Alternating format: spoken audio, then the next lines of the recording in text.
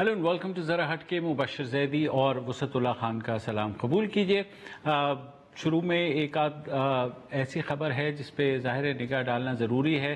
पाकिस्तान में cases corona के वैसे ही तेज़ी से बढ़ रहे हैं। गुज़िश्ता 24 घंटे में 105 अमवात हुई हैं, 1,87,300 केसेस हो चुके हैं। मगर परेशानी की खबर यह है कि एमिरेट्स एयरलाइंस जिसने पाकिस्तान के लिए अपनी परवाज़ें शुरू की थी, उसने आज ऐलान किया है कि वो पाकिस्तान के लिए अपनी परवाज़ें बंद कर रहे हैं, क्योंकि यहाँ से कुछ लोग गए थे और हमें पता है साउथ कोरिया ने भी कुछ पाकिस्तानी गए थे जहाँ वहाँ इन्फेक्शंस हुई हैं, न्यूजीलैंड भी गए थे।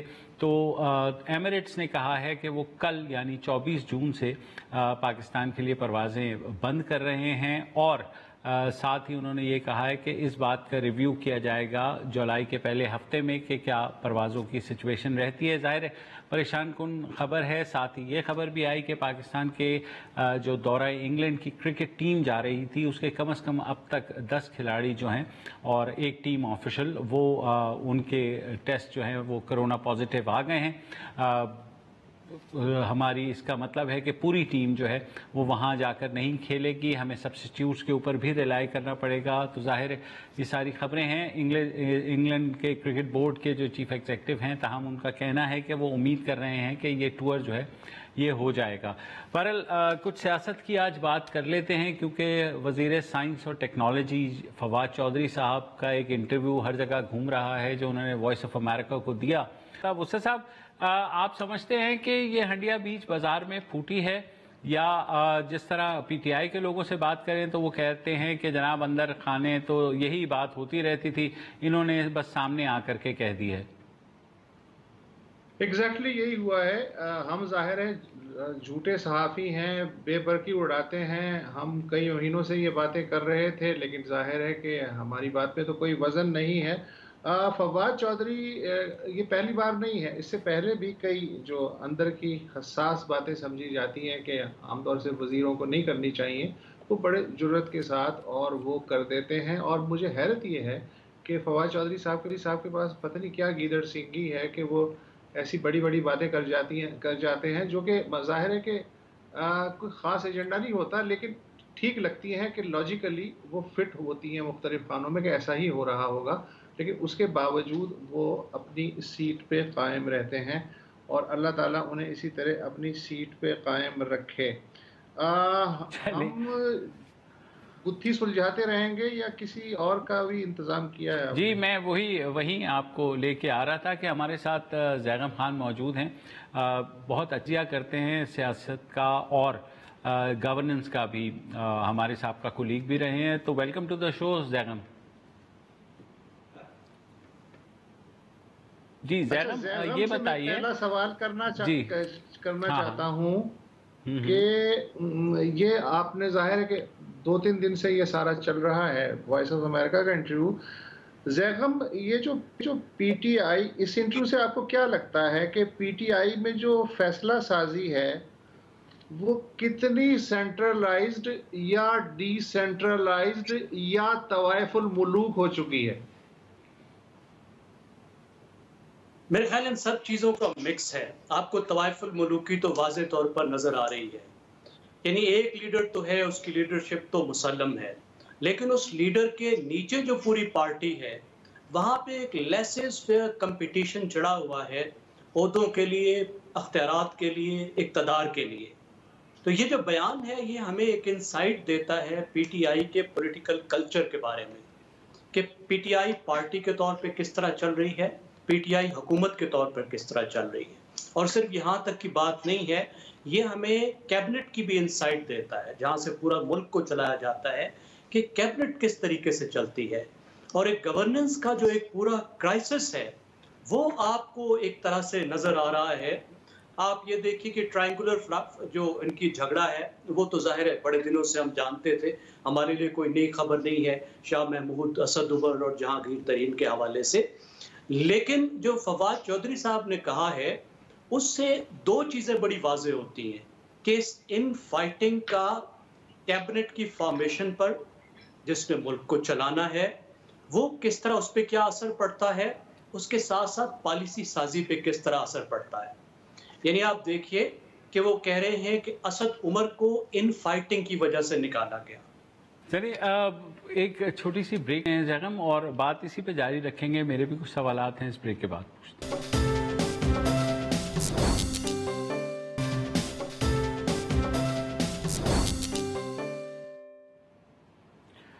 Welcome back. اور جیسے فواد چودھری صاحب نے کہا، وزیر سائنس اور ٹیکنالوجی نے، کہ جناب ان فائٹنگ ہے پارٹی کے اندر، اور ساتھ ہی ساتھ وہ کہتے ہیں کہ یہ ان کا تجزیہ ہے۔ آج اس کی بازگشت کچھ کابینہ کے اجلاس میں بھی آئی، جس میں خان صاحب نے حسب معمول اس کو برش انڈر دا کارپٹ کرنے کے لیے کہا کہ یہ باتیں کھلے عام نہیں بولنی چاہیے۔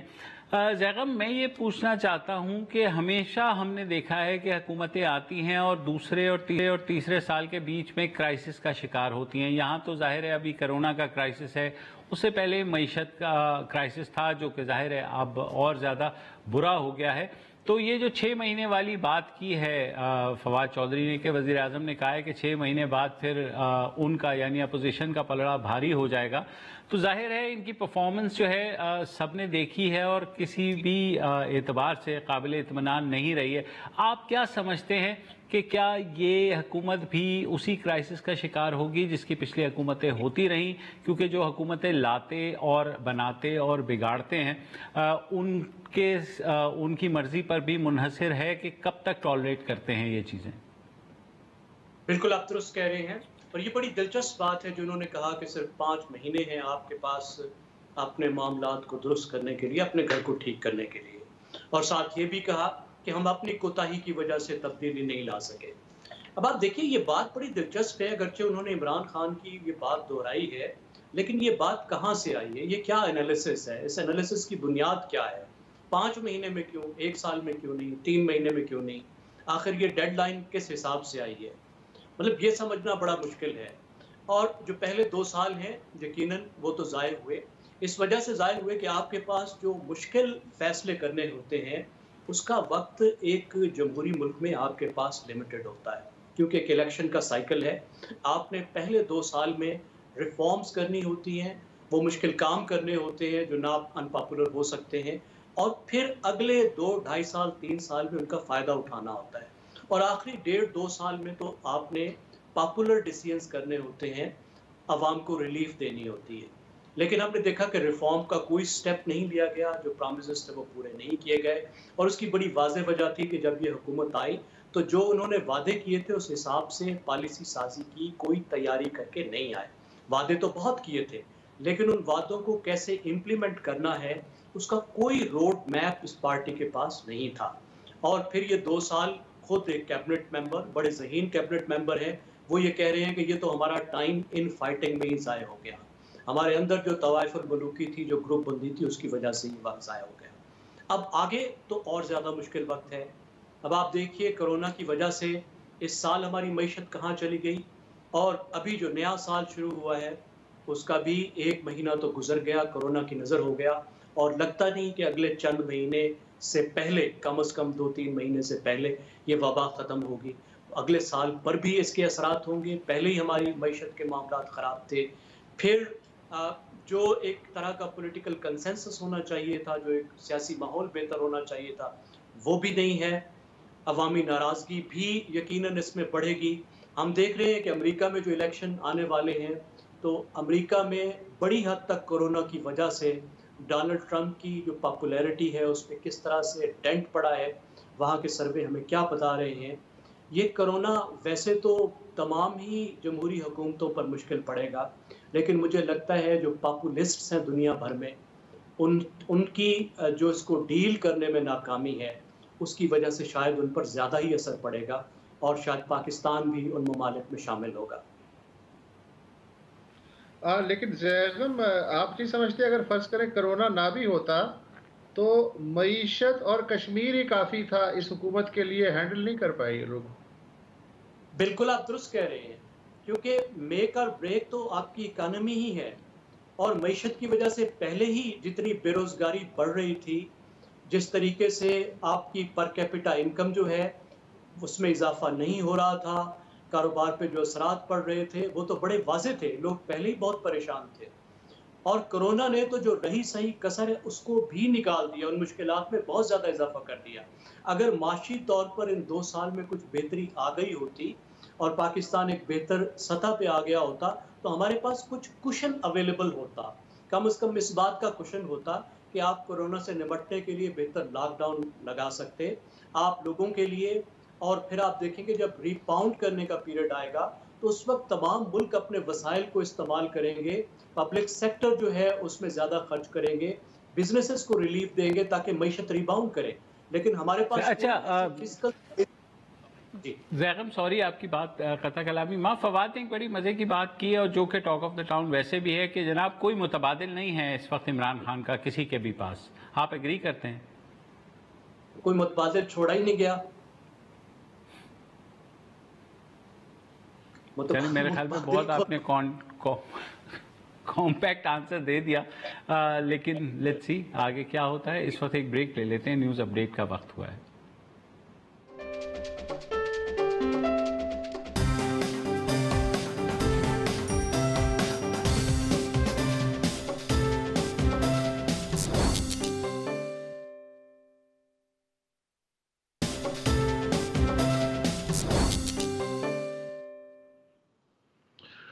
Welcome back. یہ تو آپ کو پتہ ہے کہ پچھلے 2 ہفتے پہلے چین نے بھارت کے ساتھ کیا کیا اور بھارت کچھ ہاتھ پاؤں مارنے کی کوشش کر رہا ہے۔ اس اثنا میں حکومت بھارت کی یہ پوری کوشش رہی کہ وہ اپنی جنتا کو یہ پیغام دے کہ آپ کی جو حکومت ہے وہ اس کا اس وقت بھی خارجہ پالیسی پہ اور ریجنل پالیسی پہ پوری طرح کنٹرول ہے اور وہ سخت سے سخت قدم اٹھانے کی بھی پوزیشن میں ہے اگر وہ دیش کے ہت میں ہو۔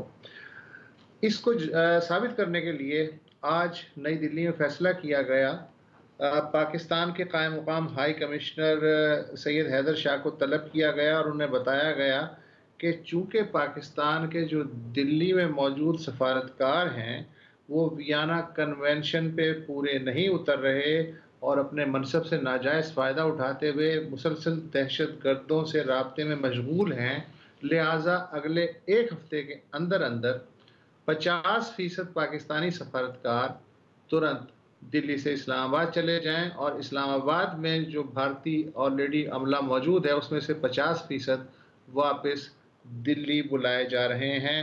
ویسے بھی آپ کو پتا ہوگا کہ پلوامہ کے واقعے کے بعد سے دونوں ممالک کے درمیان باقاعدہ سفیر نہیں ہے، قائم مقام جو افسر ہیں وہی ڈے ٹو ڈے مسائل کی دیکھ بھال کر رہے ہیں۔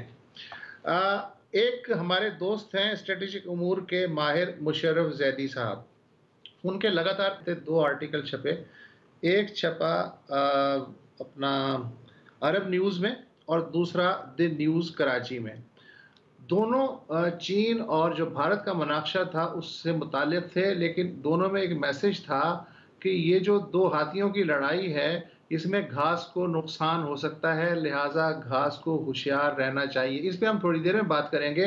میرا پہلا سوال آپ سے مشرف یہ ہے آپ کے آرٹیکل پڑھنے کے بعد کہ جس طرح کرگل کے بارے میں کہا جاتا ہے کہ it was complete failure of Indian intelligence, لیکن وہاں چونکہ پاکستان تھا الٹیمیٹلی وہ نیچے اتر آیا، یہاں بھی کمپلیٹ انٹیلیجنس فیلئر ہے لیکن چونکہ چائنا ہے لہٰذا وہ پیچھے نہیں ہٹے گا۔ کیا میں صحیح سمجھاؤں؟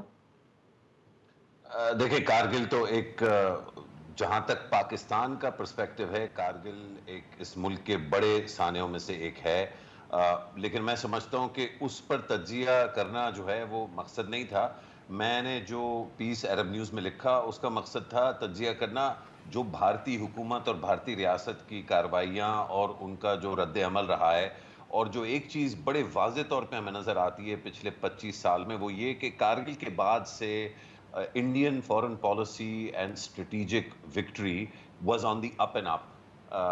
لمحہ در لمحہ سال بسال انہوں نے اس سے جو سبق سیکھے ان کو انہوں نے اپلائی کیا اور ان اسباق سے جو چھوٹی چھوٹی فتحیں تھیں ان کی وہ حاصل کرتے رہے، اور اب جو ہمیں لداخ میں نظر آیا ہے اس میں بھی ایک اسٹریٹجک مس کیلکولیشن نظر آتی ہے، اور پہلی دفعہ یہ نظر آتا ہے کہ جو کارگل کے بعد سے کامیابیاں تھیں ہندوستانی ریاست اور اس کی جو حکومت کی، تو وہ بالکل ان پہ ایک طرح سے ہینڈ بریک لگ گیا ہے۔ اور جو جہاں تک میں سمجھ پایا ہوں، اس کی ایک بڑی وجہ یہ ہے کہ جو 5 اگست کو انہوں نے جو عمل کیا تھا کشمیر کو اینیکس کرنے کا، اس کی وجہ سے نہ صرف پاکستان کے ساتھ معاملات بڑے خراب ہوئے ہیں ہندوستان کے، بلکہ چین کے ساتھ بھی۔ اور یہ جو اب چین نے کیا ہے، اس کی جو روٹ ہے، اس کی جو جڑ ہے، وہ وہی 5 اگست والا فیصلہ ہے جو ہندوستان کا کیا ہوا تھا۔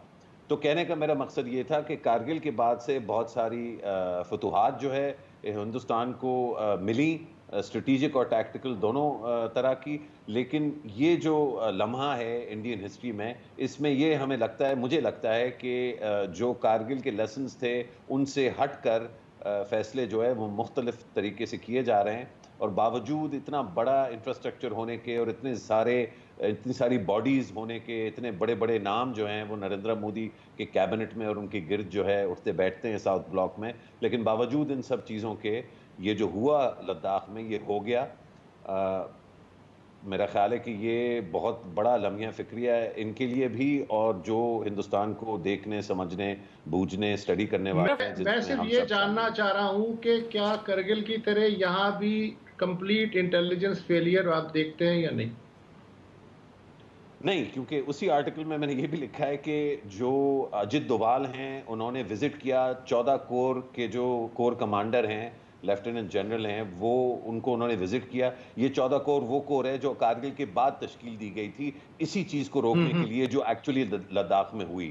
انہوں نے وزٹ کیا، انہوں نے بتایا کہ چین جو ہے 5 اگست کے بعد سے بڑا ناراض ہے اور ہم دیکھ رہے ہیں کہ وہ بلڈ اپ کر رہے ہیں۔ تو ایز سچ جس طرح کا انٹیلیجنس فیلئر کارگل میں ہوا، اس طرح کا انٹیلیجنس فیلئر یہ نہیں تھا، لیکن ظاہری بات ہے اب اندرونی طور پہ وہ ایک دوسرے کو بلیم کر رہے ہیں۔ تو جو اجت دووال کا جو کیمپ ہے وہ کہہ رہا ہے کہ یہ ڈپلومیٹک اور تیاری اور پیسوں کا فیلئر ہے، جو جے شنکر والا کیمپ ہے وہ کچھ اور کہہ رہا ہے، امت شاہ والا کیمپ کچھ اور کہہ رہا ہے۔ اور آپ لوگوں نے شاید نوٹ کیا، اور رام مدھو نے کل انٹرویو دیا، اس میں وہ جس طرح سے بات کر رہے ہیں تو لگتا ایسا ہے کہ بی جے پی اور آر ایس ایس کی جو رکھوالی ہے، جو رام مدھو کا رول ہے بی جے پی میں ایز جنرل سیکرٹری، ان کا یہ رد عمل تھا یا ان کا جو لہجہ تھا وہ یہ تھا کہ دیکھیے کچھ بھی ہو جائے، جو نریندر مودی اور ہندوتوا کا پروجیکٹ ہے اس کا اپنا ایک سلسلہ ہے، اور یہ اگر کوئی ادھر غلطی ہوئی اس سے ہمارے کوئی تعلق نہیں ہے۔ یہ ایکسپلسٹلی تو نہیں کہا، لیکن ان کی باتوں سے یہ دراڑیں اب نظر آنا شروع ہو گئی ہیں۔ اچھا، آپ کو لگتا ہے کہ 2014 میں جب سے مودی جی برسر اقتدار آئے ہیں، ایک واضح تبدیلی آئی ہے جو فورن پالیسی کی ہینڈلنگ میں، کہ پہلے جو ماہرین ہیں یا اسٹریٹجسٹ ہیں ان کی بات کو اولیت دی جاتی تھی اور ان کے آئیڈیاز کے مطابق جو ہے فورن پالیسی کو ادھر ادھر کیا جاتا تھا، لیکن اب جو سوشل میڈیا یا ٹی وی کی پٹی یا فلاں اینکر جو ہے وہ کیا کہے گا، اس کو مد نظر رکھتے ہوئے بڑے بڑے فیصلے کیے گئے، اور وہ ضروری نہیں کہ ٹھیک ہوں۔ بالکل ایسا ہی ہے، اور میں سمجھتا ہوں یہ صرف ہندوستان میں بیماری نہیں ہے، یہ بیماری تو پوری دنیا میں جو ہے چھائی ہوئی ہے۔ آپ امریکہ میں دیکھ لیجئے، برطانیہ میں دیکھ لیجئے، لوگ بہت برا مانیں گے، لیکن میں سمجھتا ہوں کہ کوئی دنیا کا ایسا ملک نہیں ہے سوائے وہ ممالک جہاں پہ انٹرنیٹ پہ بہت زیادہ پابندیاں ہیں، جہاں پہ آزاد صحافت پہ، آزاد جو ہے رائے کا جو ہے تبادلہ خیال پہ بہت زیادہ پابندیاں، وہاں پر ظاہری بات ہے آپ کیونکہ کچھ بھی نہیں کہہ سکتے تو آپ وہ باتیں بھی نہیں کر سکتے جن سے اس طرح کے فیصلے کیے جاتے ہیں۔ یہ ایک بڑا، میں سمجھتا ہوں ایک بڑا کمپلیکیٹڈ اور مشکل وقت ہے ان سب لوگوں کے لیے جو حق کو جو ہے پسند کرتے ہیں، حق کی بات سننا بھی چاہتے ہیں، دیکھنا بھی چاہتے ہیں، کرنا بھی چاہتے ہیں، کیونکہ جو سوچنے اور بوجھنے والے لوگوں ان کو یہ پتہ ہے کہ جو آلات سچ کے لیے اور حق کے لیے استعمال کیے جا سکتے ہیں، اسی طرح سے ان آلات کو بدی کے لیے استعمال کیا جا سکتا ہے۔ اور سیاسی پس منظر دنیا کا اگین دیگر ممالک آپ دیکھ لیجئے تو نظر یہ آتا ہے کہ یہ جو بدی کا جو وہ ہے ایک طرح سے نفی اور بدی کا جو ایلیمنٹ ہے، وہ بہت ساری جگہوں پہ تو بالکل اوپنلی برسر اقتدار آیا ہوا ہے، لیکن کئی جگہوں پہ جہاں برسر اقتدار نہیں بھی آیا تو وہ ڈومینیٹ کر رہا ہے ڈسکورس کو اور شیپ کر رہا ہے پبلک پالیسی اور ڈسکورس کو۔ جی مشرف، ایک چھوٹی سی بریک لینی ہے، بریک کے بعد واپس آ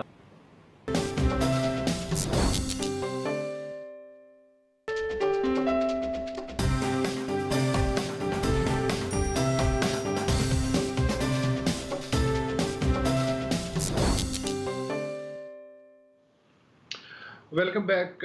بات ہو رہی ہے کہ چائنا اور بھارت کا جو مناقشہ چل رہا ہے اس چکر میں جو آس پاس کے چھوٹے ممالک ہیں وہ نہ کہیں پس جائیں. ہم ماہر اسٹریٹجی مشرف زیدی سے اس وقت گفتگو کر رہے ہیں. مشرف، ہم بچپن سے سنتے آئے ہیں کہ بھیا جتنے بھی سنگین سرحدی مسائل ہیں وہ حل ہو سکتے ہیں. پہلے آپ مال کی بات کیجئے، اقتصادیات کی بات کیجئے، آپ کی تجارت بڑھے گی تو آپس کے دل بھی نرم ہوں گے اور اس کے بعد رفتہ رفتہ جو زیادہ سنگین مسائل ہیں وہ بھی حل ہوتے چلے جائیں گے. لیکن جو چین اور بھارت کا جو تنازع ہے وہاں 90 ارب ڈالر کی تجارت کے باوجود یہ جو کچھ ہوا ہے اس سے تو وہ تھیری الٹ گئی کہ جناب پہلے دل نرم کرنے کے لیے تجارت بڑھائیے، اس کے بعد سیریس معاملات خود بخود حل ہو جائیں گے. وسط اللہ صاحب، میرا نہیں خیال کہ مکمل طور پہ الٹی ہے. اس کو دھچکا ضرور لگا ہے. شاید سپیڈ بریکر جو تھا وہ کافی سخت تھا اور گاڑی اوپر گئی ہے اور دھڑن کر کے جو ہے نیچے آئی ہے، اور شاید چھوٹے چھوٹے بھی لگی ہوں سر پہ. ایسا کبھی کبھی ہو جاتا ہے. لیکن میرا خیال ہے کہ ہندوستان اور چین کی جو ٹریجیکٹریز ہیں، جس سمت میں یہ دونوں ممالک جا رہے ہیں، ان کی کوشش یہ ہوگی کہ یہ ایک دوسرے سے ایک بیسک تمیز اور لحاظ کا جو رویہ ہے اس سے یہ ہٹیں گے نہیں. دو تین چیزیں اس میں دیکھنے کے لیے بڑی ضروری ہیں. ایک یہ کہ یہ ہاتھا پائی سے مارے گئے ہیں سولجرز. ابھی تک دونوں سائڈوں سے کوئی اور قسم کی کوئی سٹوری نہیں آئی کہ بندوقیں استعمال ہوئی، مارٹر شیلز، بلٹس، اس طرح کا کوئی نہیں. ہینڈ ٹو ہینڈ کمبیٹ تھی ہے. یہ ایک بہت اہم اس کا عنصر ہے. دوسرا، آپ نوٹ کیجئے کہ باوجود اس کے کہ اتنی سخت نیریٹو ہے ہندوتوا سرکار کی اس وقت، ابھی آپ نے خود بتایا 50% کمی کا جو ہے اعلان انہوں نے کر دیا ہے کہ جی پاکستانی ہائی کمیشن سے لوگ نکال رہے ہیں. وہ یہ عکاسی ایکچولی اس چیز کی کرتا ہے کہ چاہے کچھ ہو جائے، جو رویہ ہندوستان پاکستان کے ساتھ اختیار کرتا ہے، جو رویہ یو پی کے مسلمانوں کے ساتھ، بہار کے مسلمانوں کے ساتھ، دیگر اور جو شہر ہیں، حیدرآباد میں جو مسلمانوں کے ساتھ رویہ، یعنی کہ جہاں بھی بالکل ڈومینیٹ کر سکتا ہے ہندوستان وہاں وہ ڈومینیٹ کرنے کی کوشش کرے گا. میرا خیال ہے اس کی غلطی ہے اگر یہ سمجھتا ہے کہ پاکستان کو وہ کر لے گا، لیکن وہ ایز اے پراکسی وہ انڈیا کے مسلمانوں کو پاکستانی سمجھ کے کرتے ہیں. لیکن جہاں تک چین کا سوال ہے تو وہ باتیں تو بہت ہو رہی ہیں، اور وہ امریکہ کو ایک طرح سے وہ ایک سیلز پچ بھی جاری ہے کہ دیکھو ہمارے ساتھ چین نے کتنا برا کیا اور چین تمہارے ساتھ بھی برا کر رہا ہے، اور آؤ ہم مل بیٹھتے ہیں اور اکٹھے ہو جاتے ہیں. لیکن ان دا مین وائل ہندوستان کے جتنے بھی اس وقت سٹیٹمنٹس آئے ہیں، جہاں سے بھی آئے ہیں، تو یہ واضح نظر آتا ہے کہ وہ چین کے ساتھ مکاؤ اور مفاہمت چاہتے ہیں بجائے اس کے کہ بات زیادہ خراب ہو. تو میرا نہیں خیال کہ یہ تھیوری ابھی الٹی ہے. میرا خیال ہے بلکہ اس انسیڈنٹ سے جب ہم اس کو 6 ہفتے بعد اور 6 مہینے بعد دیکھیں گے تو ہم یہ کہہ پائیں گے کہ جہاں اتنی زیادہ تجارتی آمد و رفت ہوتی ہے، چاہے بیلنس امبیلنسڈ ہو، اور اکثر امبیلنس ہمیشہ زیادہ طاقتور کی اس میں فیور میں جاتا ہے، تو وہاں پہ ایونچولی جو ایکویلیبریم ہے وہ ری گین کر لیا جاتا ہے. اچھا مشرف، یہ بتائیے کہ آپ نے جو حال ہی میں اپنے پیسز لکھے ہیں اس میں یہ بھی اشارہ دیا ہے کہ ہو سکتا ہے کہ بھارت جو ہے وہ پاکستان کی طرف جو ہے کوئی مس ایڈونچر کر لے یا کچھ جو ہے بلیجرنٹ ہو جائے بہت زیادہ، جس کی ایک مثال آج ہی ہم نے دیکھی جب انہوں نے پاکستانی ہائی کمیشن کا سٹاف جو ہے اس کو آدھا کرنے کا کہا، جو کہ 2001 کے بعد پہلی بار ہوا ہے ایسا دونوں ممالک کے درمیان. تو ہماری خارجہ پالیسی کیسی ہے؟ کیا ہم اس چیز کو ایورٹ کر سکتے ہیں، اس پوزیشن میں ہیں؟ مبشر، میرا خیال ہے کسی بھی ملک میں جب اندرونی طور پہ اتنی زیادہ کشمکش ہو اور ایک دوسرے سے لڑائی جھگڑا ہو اور ایک سیٹ نیشنل ڈسکورس اور نیریٹو نہ ہو کچھ بنیادی چیزوں پہ، تو پھر اس پہ تجزیہ کرنا کہ وزارت خارجہ جو ہے وہ ٹھیک کام کر رہی ہے نہیں، آلموسٹ مجھے انفیئر سا لگتا ہے. اب میں سوچ رہا تھا، آپ نوٹ کیجئے، آپ نے بتایا یہ جو 50% کم کرنے کا نا، یہ تو آج کا حملہ ہے، یہ ایک طرح سے حملہ ہی ہے نا، اٹس اے ڈپلومیٹک اٹیک. بالکل. لیکن آپ یہ نوٹ کیجئے پچھلے ہفتے ابھی تک کوئی سمجھ نہیں آئی کہ یہ بسپ کے جو سینٹرز ہیں وہاں پہ جو بم پھٹے اور جو رینجرز کو اور سیکیورٹی اہلکار کو ٹارگٹ کیا گیا وہ نہیں سمجھ آئی. साउथ वजीरिस्तान और नॉर्थ वजीरिस्तान के बॉर्डर पे एक इंटेलिजेंस बेस्ड ऑपरेशन में एक कप्तान और एक लांस नायक जो है शहीद हुआ पिछले हफ्ते। अचानक से टीटीपी ने उसका जो है वो ले लिया, उसकी हमें कोई समझ नहीं आई।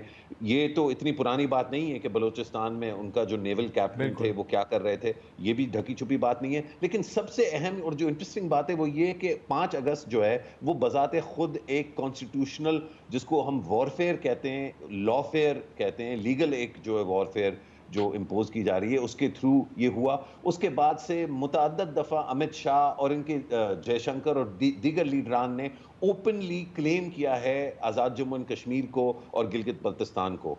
ये ऑलरेडी एक स्टेट ऑफ वॉर में हैं, ये जा नहीं रहे, ये ऑलरेडी एक स्टेट ऑफ वॉर में हैं। मजे की बात यह है कि आप और मैं और वसतुल्ला और देखने वाले, चाहे वो लिबरल हों, कंजर्वेटिव हों, उनको फौज पसंद हो, उनको नवाज शरीफ पसंद हो, उनको इमरान खान पसंद हो, उनको आईएसआई पसंद, it doesn't matter. At the end of the day there is no set consensus कि यार ये हमारे ऊपर ऑलरेडी अटैक हो रहा है और इस अटैक के बारे में हमने क्या करना है। हम तो ये मानने को तैयार नहीं है और उसमें कई हमारी अपनी खामियां हैं कि हम एक दूसरे पे क्योंकि इतने लगे रहते हैं। तो जब हम कहते हैं कि यार देखो गिलगित बल्तिस्तान पे जो है ये हो रहा है, तो 4 जवाब जो है अंदरूनी तौर पे आपको ऐसे मिलेंगे कि यार पहले आप ये तो ठीक कर लो, पहले आप ये तो ठीक कर लो, पहले आप ये तो ठीक कर लो। सो आई थिंक कि ये बड़ा एक चैलेंजिंग जो है लम्हा है। और अगेन अगर थोड़ी सी भी अकल है हमारे लीडरों में तो उनको रोक के थोड़ा सोचना चाहिए कि आगे क्या होने वाला है। ठीक है, बहुत शुक्रिया, बड़ा आपने तफसील से बताया। नाज़रीन आज के लिए इतना ही, कल दोबारा हाजिर होंगे, इजाज़त दीजिए, खुदा हाफिज़। वरना वो सब यहाँ पे लिखते ही रहेंगे, ऐसा कुछ कर दो ना। तो you do the I like वाला, आई डू द इंट्रो। अच्छा इनको कह दो यार स्पीकर पे आ जाए, ताकि मुझे क्यों वहाँ दे दे। I don't have my earpiece. मेरे पास भी नहीं है ईयरपीस। नहीं किसी के पास नहीं है, don't worry about that, you just keep doing your thing. Okay, ये कौन है? अस्सलाम वालेकुम।